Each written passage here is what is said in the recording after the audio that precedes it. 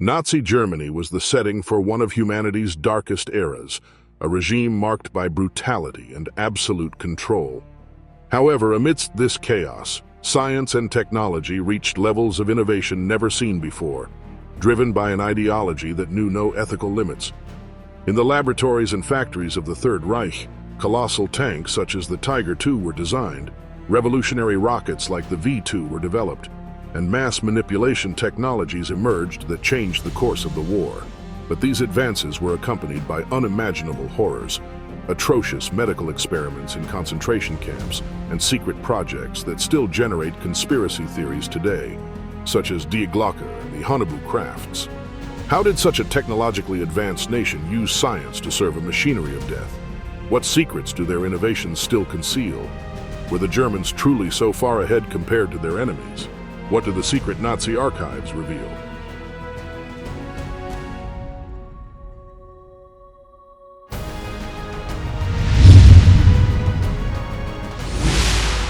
Science in the service of the Third Reich, the ideology behind the advances. Nazi Germany in its time made giant strides not only in military and political control, but also in intellectual and scientific domination.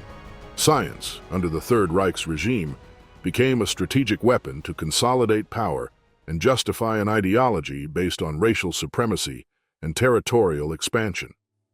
We will explore how scientific and technological advances were shaped by Nazi principles and how scientists, in their eagerness to contribute to the regime, became accomplices to atrocious crimes. Since Adolf Hitler rose to power in 1933, science was reorganized to align with the Nazi Party's objectives. Institutions such as the Reich Science Office were established to oversee research in various disciplines, from genetics to nuclear physics. Funding for scientific projects increased significantly, but with one condition: they had to serve the interests of the Third Reich. A little-known curiosity is the so-called Reich Scientists' Manifesto, a document from 1934 in which more than 1,000 German academics swore loyalty to the regime. This manifesto laid the groundwork for a system in which science ceased to be neutral, becoming a tool of oppression and control. Nazi ideology found in science a means to justify its eugenic policies and racial supremacy. Genetics and anthropology were manipulated to support theories of racial purity. Scientists such as Eugen Fischer and Ottmar von Verschuer conducted research that proved the inferiority of certain ethnic groups, particularly Jews and Romani people. In 1935, the Nuremberg laws formalized these ideas, prohibiting interracial marriages and promoting the forced sterilization of individuals considered genetically defective. Declassified archives from 2005 reveal that more than 400,000 people were sterilized under this program, based on scientific research that lacked ethical or rigorous foundations. A chilling testimony comes from one victim of these programs, Anna R., who years later recounted, "I was taken to a clinic without knowing why. When I left, I could no longer have children. They said it was for the good of the nation, but they destroyed my life." Many prominent scientists actively collaborated with the regime, motivated by nationalism, ambition, or fear.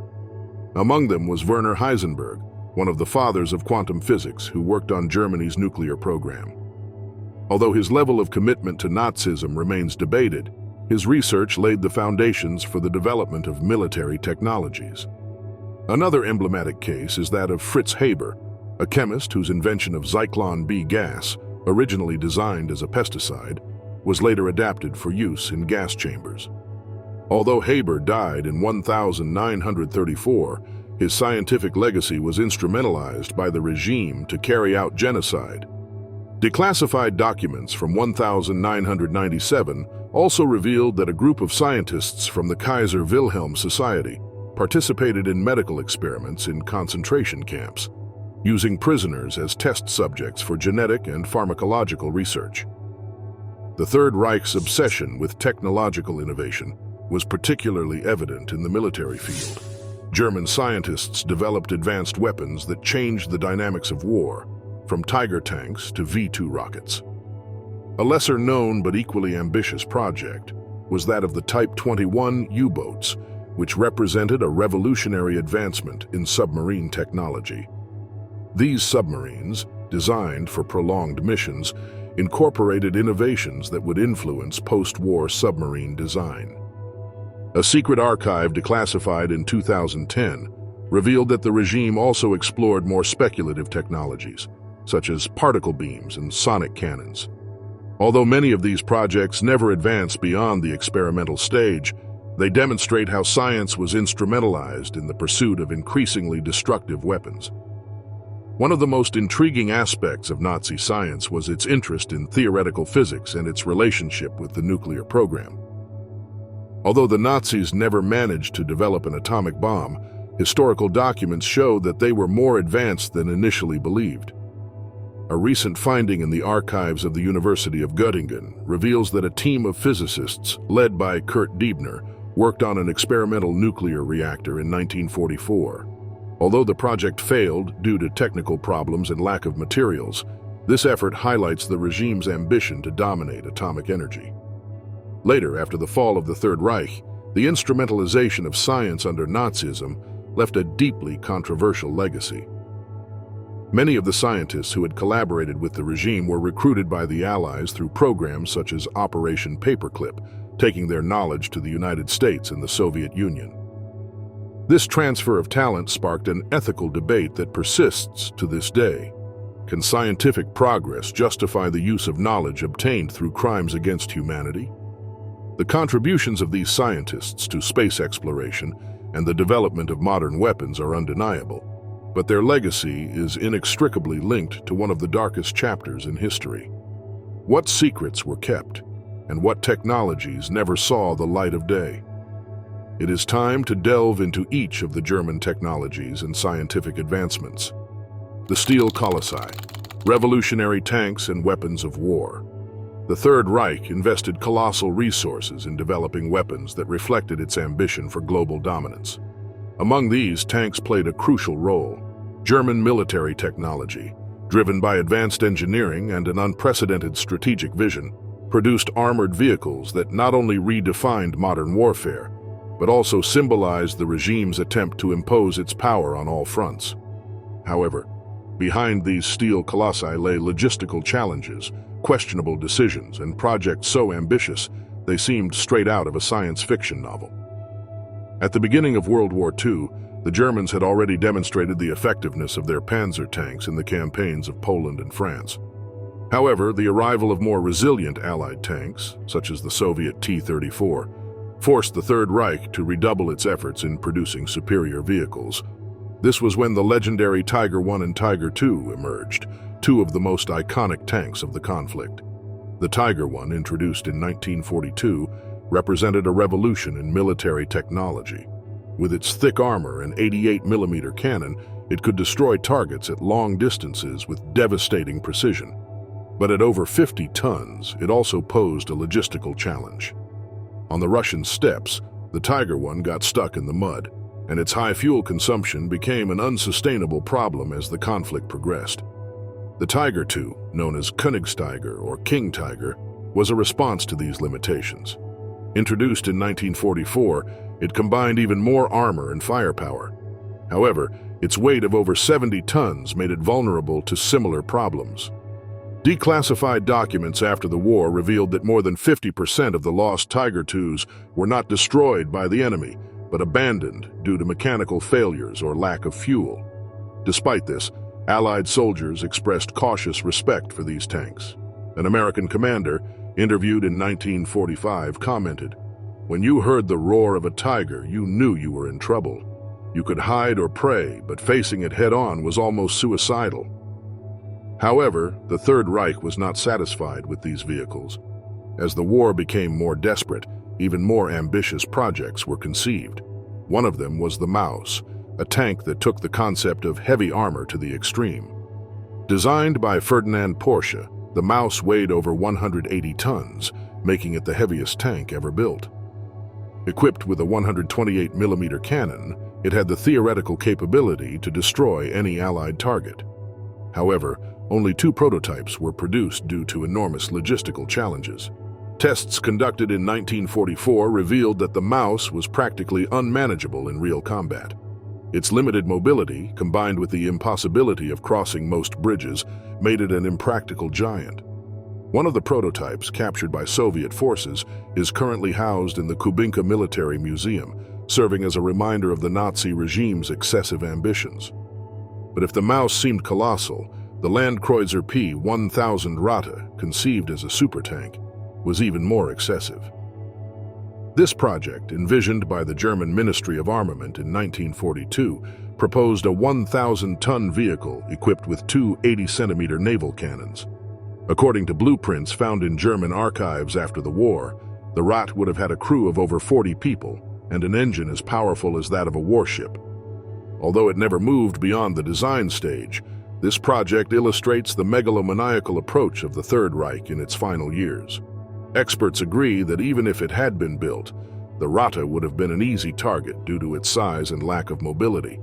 The impact of these tanks on the battlefield was notable, but it also revealed the limitations of the German approach.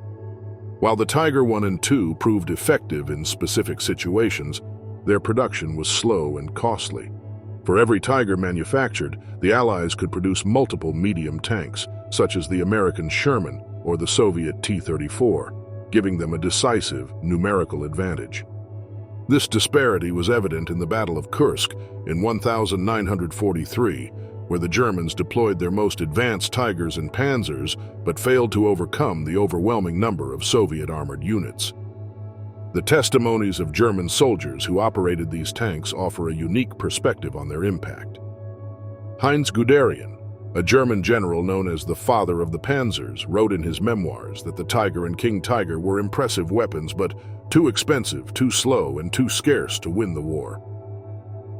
This analysis, corroborated by strategic documents from the German High Command, underscores how the regime's obsession with technical perfection often hindered its ability to respond to the practical demands of the conflict. Additionally, declassified war archives reveal that many of these projects were financed by diverting resources from other essential areas, such as aircraft and artillery production.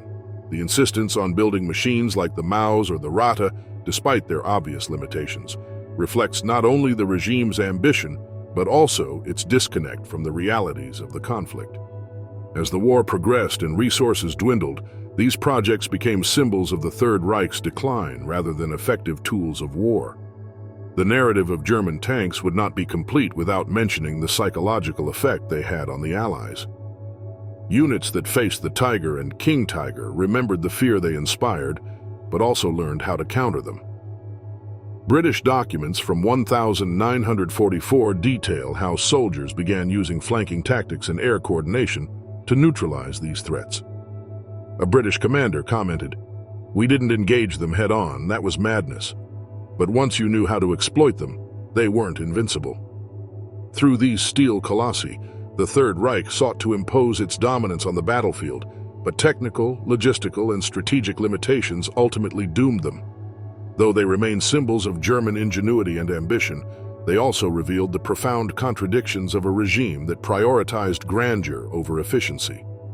These tanks, with their achievements and failures, became witnesses to an era where technology was at the service of the most destructive war in history. Medical experimentation, the horrors in the name of science.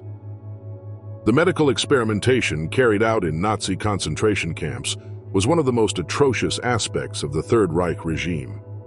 Under the pretext of advancing science and strengthening the Reich, Nazi doctors perpetrated inhuman crimes that left indelible scars on the history of humanity.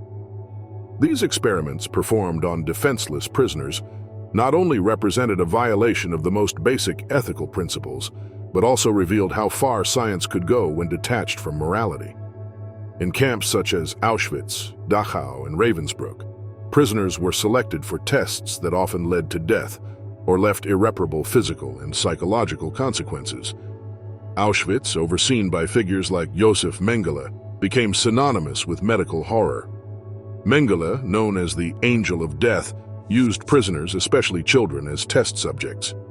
His obsession with twins led him to perform cruel procedures that included injecting chemical substances into their eyes to change their color, or unnecessary amputations to study regeneration. A testimony from Eva Moses Kor, a survivor of these experiments, described how Mengele supervised the tests with an unsettling coldness. He treated us as if we were laboratory objects. We were not children. We were numbers in his experiments.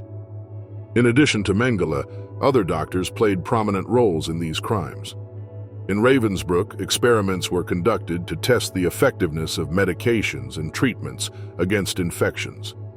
Female prisoners were deliberately wounded and exposed to lethal bacteria, such as streptococcus, to observe the progression of the disease. Many died as a result of these tests, while others were left mutilated. Declassified documents in 1996 revealed that the doctors involved justified their actions by arguing that they were contributing to the advancement of war medicine, an excuse devoid of ethical foundation. Medical experiments were not limited to diseases.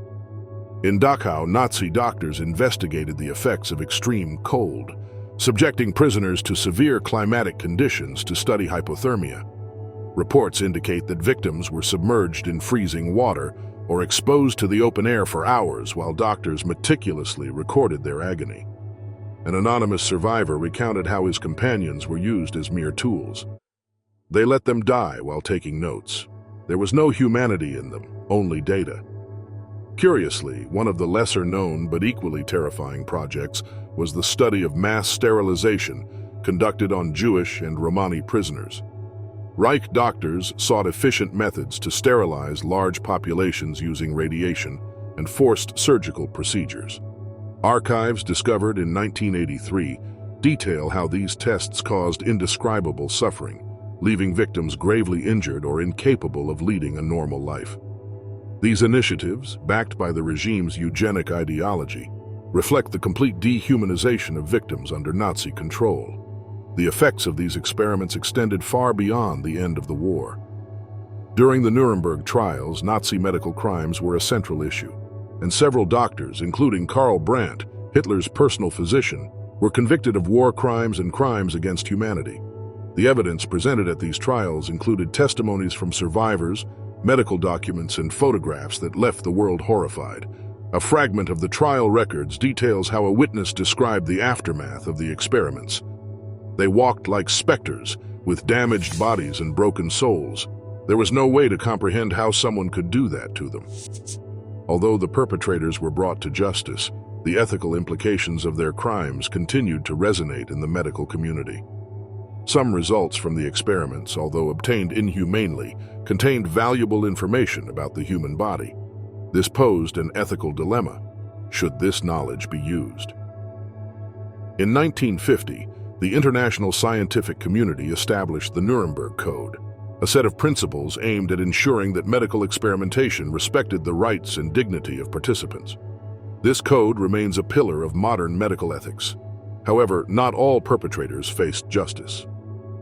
Josef Mengele, the principal architect of the experiments in Auschwitz, managed to escape after the war and lived in South America under false identities until his death in 1979. For decades, his figure became a symbol of evil without punishment, and his legacy of horror remains the subject of investigations and documentaries. In 1992, Mengele's personal archives were discovered, containing detailed notes on his experiments. These documents revealed the meticulousness with which he recorded his victims' suffering, offering a chilling insight into his mentality. The impact of these medical crimes is not limited to the historical realm. They have profoundly influenced the way medical research is regulated today. Modern clinical trials, ethics committees, and international laws to protect participants in scientific studies are, in part, direct responses to the atrocities committed by Nazi doctors. Nazi medical experimentation left an indelible mark on the history of humanity. These crimes, committed under the guise of scientific research, not only cost thousands of lives but also challenged the limits of our understanding of evil. The survivors who lived to tell their stories have ensured that the world does not forget, and the documents that came to light decades later continue to remind us that science without ethics is not progress, but destruction. V-2 rockets, the missiles that redefined war in open space. The development of the V-2 rockets by Nazi Germany marked a turning point in the history of warfare and technology. These weapons, considered the first long-range ballistic missiles, represented an unprecedented advance in the military field and also laid the foundation for space exploration. However, behind their creation lies a history filled with exploitation, human suffering, and boundless ambition. In the early 1930s, Nazi Germany was already seeking to develop technologies that would give it a strategic advantage over its enemies. Among these innovations, rockets held a prominent place. Under the direction of Wernher von Braun, a young engineer passionate about space exploration, the regime began to invest in research programs to transform rockets from simple scientific experiments into weapons of war. Von Braun, who would later become a key figure at NASA, worked in a secret laboratory in Peenemünde, an island in the Baltic Sea where the V2 project was born. The V2 rocket, officially named Vergeltungswaffe 2, was designed to attack Allied cities from long distances. Powered by a mixture of liquid oxygen and ethanol, it could reach supersonic speeds and carry an explosive payload of nearly 1 ton. In 1944, the V2s began to be launched against targets in London, Antwerp, and other European cities, causing massive destruction and terrorizing civilian populations. However, the development and production of the V2 rockets came at a high human cost. To meet the regime's demand, thousands of prisoners of war and enslaved workers were forced to work under inhuman conditions in the underground Mittelwerk plant, where the rockets were assembled. Testimonies from survivors reveal the atrocities committed in these factories. A former Buchenwald prisoner, transferred to Mittelwerk, described the conditions as a hell of darkness, hunger, and death. According to records, more than 20,000 workers died during the construction and production of the V2s, many from exhaustion, hunger, or summary executions. Declassified files from 1991 revealed the direct complicity of von Braun and other engineers in the exploitation of this slave labor. Although von Braun later claimed that he had no control over the workers' conditions, documents recovered show that he regularly visited Mittelwerk and was aware of the brutal treatment of the prisoners. This duality in his role as a technological visionary and collaborator in war crimes remains a topic of intense historical debate. The V2 rockets represented an impressive technological breakthrough for the time. Unlike conventional bombs, which could be intercepted, these rockets were practically impossible to stop once launched. The attacks on London, which began in September 1944, demonstrated the range of this new weapon. Testimonies from London residents capture the psychological impact of the V2s, which arrived without warning due to their supersonic speed. A survivor, identified as Margaret T., recalled the terror of those days. "We were at home and suddenly everything exploded. There were no sirens, no warnings, just chaos and destruction." Despite their destructive capacity, the V2 rockets did not significantly alter the course of the war. Production was slow and costly, and while they caused thousands of deaths, their strategic impact was limited. However, their importance goes beyond their military effectiveness. The V2 rockets established the basic principles for the design of ballistic missiles and space launchers, marking the beginning of the space age. After Germany's defeat in 1945, the V2 program became a coveted prize for the Allied powers. In Operation Paperclip, the United States relocated von Braun and hundreds of German scientists to its territory, along with materials and plans related to the V2 rockets.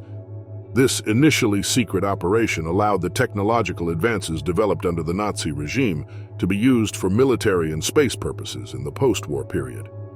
One of the most controversial aspects of this knowledge transfer was von Braun's incorporation into NASA, where he played a key role in the development of the Apollo program and the sending of humans to the moon.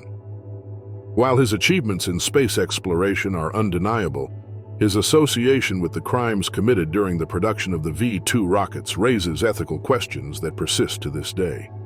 In 1976, shortly before his death, von Braun was interviewed about his role in the war. His response reflects the complexity of his legacy. "I only wanted to build rockets to reach space. I deeply regret what happened, but I didn't have the power to change things." In addition to its impact on science and technology, the V2 rockets also influenced popular culture and the perception of modern warfare. Images of these rockets launching into the sky became symbols of humanity's ability to create and destroy at the same time. In the post-war period, both the United States and the Soviet Union capitalized on the lessons learned from the V-2 program to develop their own intercontinental ballistic missiles, thus consolidating the arms race of the Cold War. Recently declassified documents revealed that the Soviets also used German prisoners to work on their rocket program, a practice that reflects how human exploitation did not end with the fall of the Third Reich. These documents show that although the context was different, technological advances continued to depend on questionable methods. The history of the V-2 rockets is an example of how scientific ambition can be used for both war and progress. Although designed for destruction, the principles behind these rockets led to the creation of technologies that are now used for space exploration. However, the human cost of their development should never be forgotten. The thousands of enslaved workers who lost their lives at Mittelwerk serve as a reminder that even the most revolutionary advances can be stained by human suffering. The V-2 program marked a before and after in the history of military and space technology, demonstrating the power and danger of science when detached from ethics. This chapter of the Third Reich not only defined the future of war and space exploration, but also left a legacy of questions that humanity continues to struggle to answer. Mass control, propaganda, and technology to manipulate the masses. Nazi Germany stood out for its advancements in weaponry and military technology, but one less discussed yet crucial aspect of the regime's power was its ability to control and manipulate the masses. This control, orchestrated with precision and supported by technological innovations, became one of the regime's most powerful tools. Through propaganda, the Nazis shaped public perception, consolidated their power, and dehumanized those they deemed enemies of the state.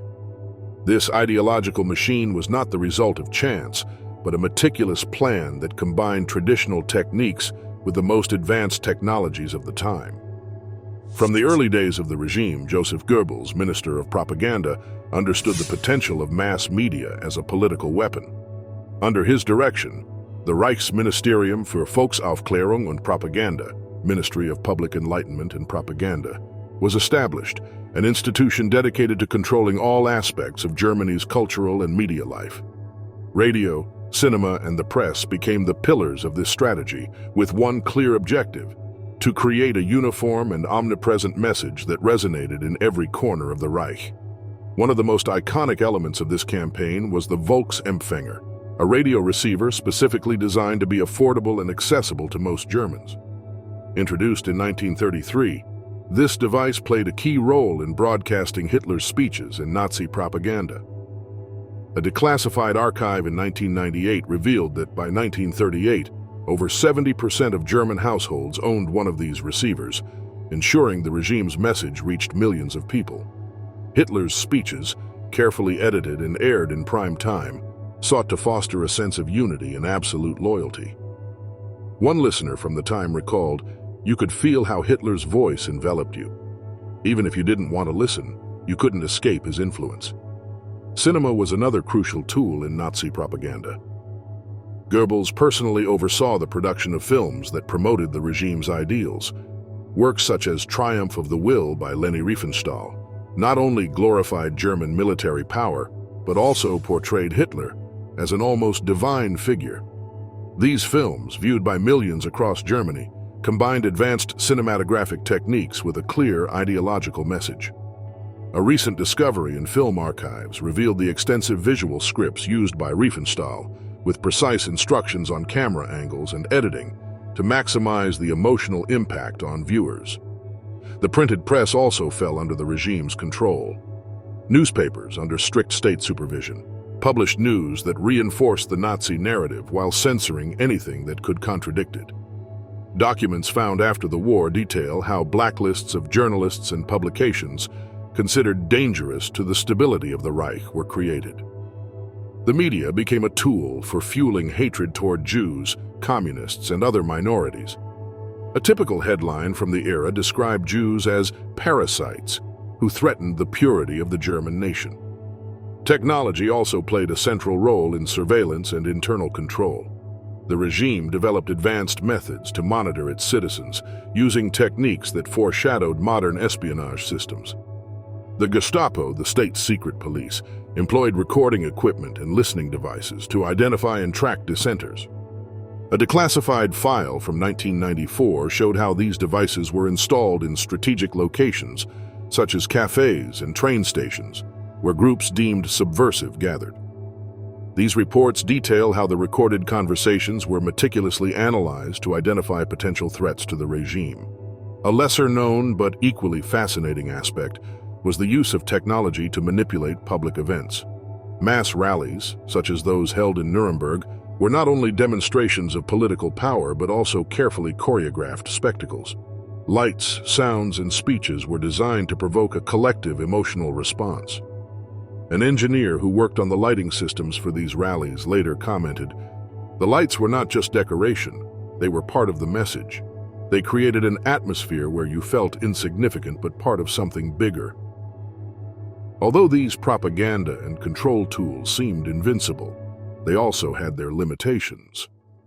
Internal documents from the Ministry of Propaganda, found after the war, reveal that Goebbels expressed concerns about the effectiveness of his strategies in rural areas, where the lack of access to technology made it harder to disseminate the Nazi message. Additionally, reports indicate that some Germans, especially the younger generation, began to question the official narrative toward the end of the war, influenced by foreign radio broadcasts like the BBC. The Nazi propaganda machine was not only effective in Germany, but also influenced abroad. During the early years of the regime, Goebbels promoted films and publications portraying Germany as a modern and peaceful nation, attempting to improve its international image. However, as the war intensified, these campaigns became more aggressive, trying to justify the regime's invasions and atrocities. A British declassified file from 2005 revealed how German diplomats tried to counter international criticism by distributing propaganda materials in occupied countries. The psychological impact of this propaganda was profound and lasting. German citizens were conditioned to accept Nazi ideology as an absolute truth, which facilitated the acceptance of genocidal policies and the militarization of society. However, it also generated resistance. In diaries recovered from the time, there are testimonies of Germans secretly writing about their discontent with the regime and its manipulation. One such diary, belonging to a young student from Hamburg, reads, "They tell us what to think, what to believe, but in my heart I know this is not right. I hope one day we can speak freely." The shadows of science fiction, UFOs, and secret projects. In the final years of World War II, as Nazi Germany faced growing pressure from the Allies on all fronts, reports emerged of highly experimental projects in the military and technological fields. Among them, investigations into unconventional aircraft, similar to what we now know as flying saucers, stand out for their ambition and mystery. Although many of these projects were left unfinished due to the collapse of the Third Reich, documents discovered after the war reveal that the Nazis were exploring advanced aerodynamic technologies years ahead of their time. The development of these aircraft was linked to the regime's obsession with dominating the skies and ensuring its technological supremacy. One of the nerve centers of these investigations was the secret Peenemünde laboratory, primarily known for being the birthplace of the V-2 rockets. However, declassified files in 1989 revealed that scientists at Peenemünde were also working on prototypes of circular aircraft, capable of maneuvering in ways that surpassed the capabilities of conventional aircraft of the time. The most well-known project related to these aircraft was the Schriever Habermohl, named after the German engineers Rudolf Schriever and Klaus Habermohl. According to documents captured by Allied forces in 1945, this project aimed to develop a disc-shaped aircraft equipped with turbines that would allow it to take off and land vertically. Although the design was never completed, the recovered sketches show a vehicle surprisingly similar to modern descriptions of UFOs. A British intelligence report from 1946 described the project as ambitious but technically plausible.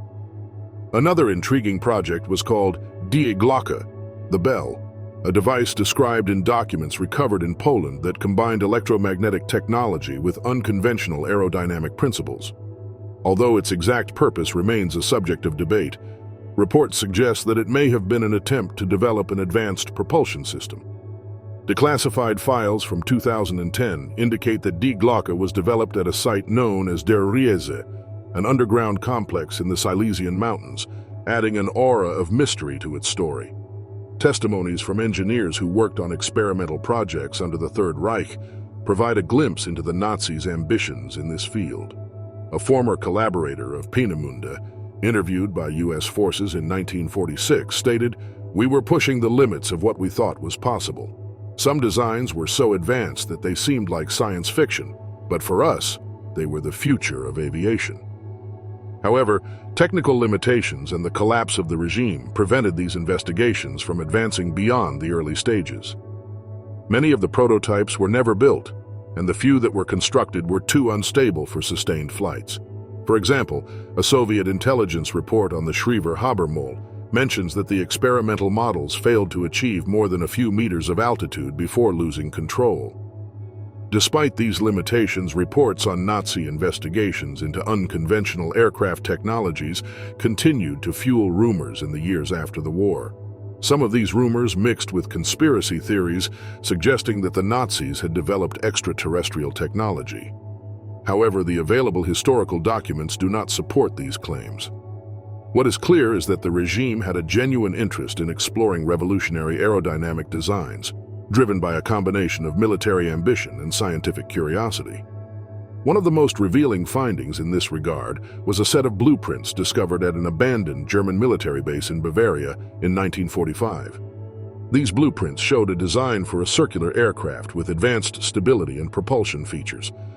According to experts who analyzed the documents, the design was based on legitimate aerodynamic principles, although it would require technologies that did not exist at the time. The influence of these investigations extended beyond the end of the war. During Operation Paperclip, German scientists who had worked on experimental aircraft projects were brought to the United States, where their knowledge contributed to the development of advanced aviation technologies.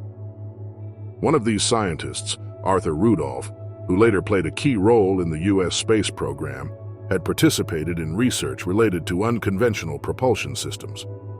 In the post-war period, both the United States and the Soviet Union began developing technologies based on principles similar to those explored by the Nazis. This led to speculation about how the German findings might have influenced the Cold War arms race. Declassified Soviet files from 2014 revealed that the Soviet Union had recovered prototypes and blueprints of German circular aircraft, which influenced their own research projects. An intriguing curiosity related to these projects is the use of advanced materials in some of the designs. Technical reports mention lightweight and durable alloys being developed for the circular aircraft, many of which would be adopted in the aerospace industry decades later. These materials, along with the experimental aerodynamic principles, highlight how the Nazis sought not only to win the war, but also to redefine the future of aviation.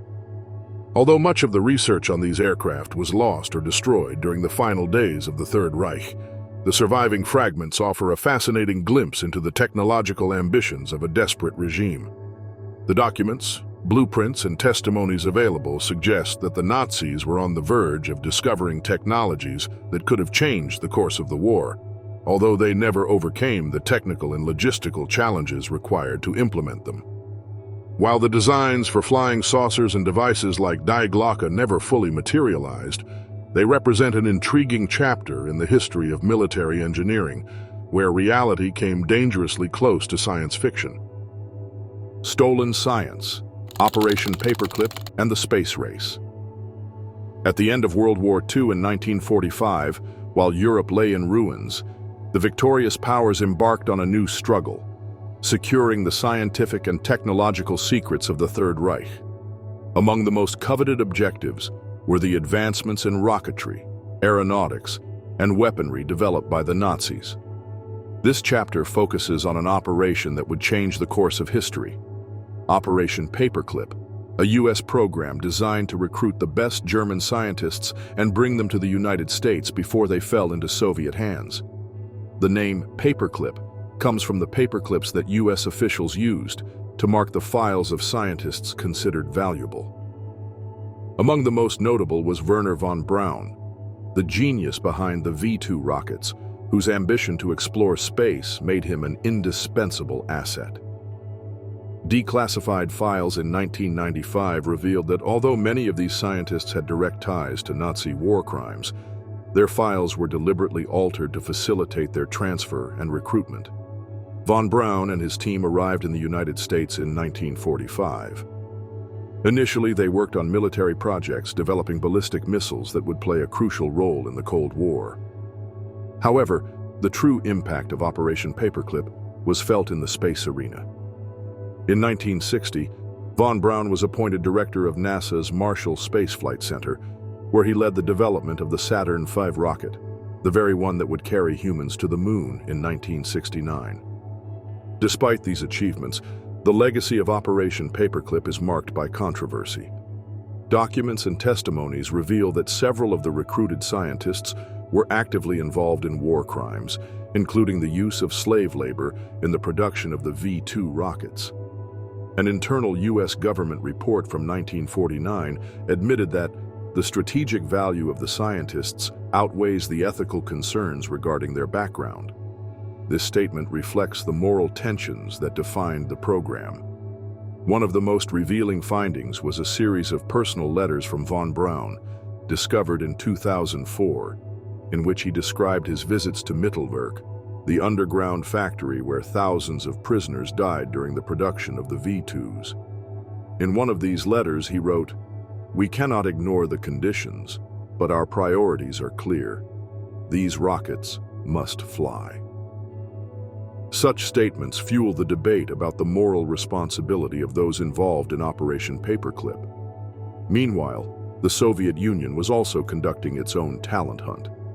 Under Operation Osawawiakum, the Soviets moved hundreds of German scientists to their labs and factories, including some who had worked on the same projects as von Braun. These efforts contributed to the development of the Soviet space program, which reached its peak with the launch of Sputnik in 1957, the first artificial satellite in orbit. The space race that followed was largely driven by the stolen advancements from the Third Reich. Both the United States and the Soviet Union used the knowledge and technologies developed under the Nazi regime to gain an advantage in this new era of exploration. However, the human and ethical costs of these acquisitions are hard to ignore. Declassified Soviet archives from 2008 reveal that some of the scientists recruited by the communist bloc also faced retaliation and constant surveillance, considered both valuable assets and potential traitors. The impact of Operation Paperclip extended far beyond space exploration. Intercontinental ballistic missile systems, jet propulsion development, and advances in composite materials are just a few examples of the technologies that emerged from the knowledge acquired from Nazi scientists. However, this progress was accompanied by a legacy of unanswered questions about the ethics of using knowledge obtained through human suffering. One of the most striking testimonies about Operation Paperclip came from an engineer who worked with von Braun in Huntsville, Alabama. In a 1973 interview, he commented, "He was brilliant, yes, but there was something about him that I never fully understood. He knew what had happened in Germany, but he never spoke of it. It was as if he had erased that part of his life." This silence, shared by many of the recruited scientists, adds a layer of complexity to the legacy of the operation. In the years that followed, the use of knowledge from the Nazi regime has led to ongoing debates about the ethical implications of utilizing technologies developed under inhumane conditions. While some argue that these advancements have benefited humanity, others insist that we must never forget the circumstances under which they were created. The scientific and technological legacy of the Third Reich is as fascinating as it is unsettling. Through innovations like the V-2 rockets and experimental projects that propelled space exploration, it was demonstrated how human ambition can reach new horizons even in times of war. However, these advancements were marked by exploitation, dehumanization, and a total disconnect from ethics. Today, the knowledge gained from the Nazi regime continues to influence fields like aviation, rocketry, and space exploration. Yet we must always remember the human cost that it entailed. These advancements cannot be separated from the crimes that made them possible. This dark chapter in the history of science and technology challenges us to reflect on the price of progress and to ensure that we never repeat the mistakes of the past.